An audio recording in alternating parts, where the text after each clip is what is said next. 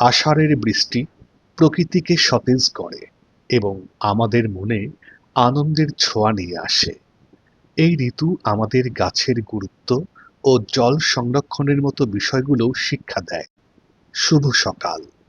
আজ সোমবার, ১৩ই জুলাই ২০২৬ খ্রিস্টাব্দ, ২৯শে আষাঢ় ১৪৩৩ বাংলা, ২৭শে মহররম ১৪৪৮ হিজরি। আজ বছরের ১৯৩তম দিন। আজ নেপালি ভাষার প্রথম কবি ভানুভক্ত আচার্য এর জন্মদিন। আপনার আজ ভালো কাটুক সারাদিন।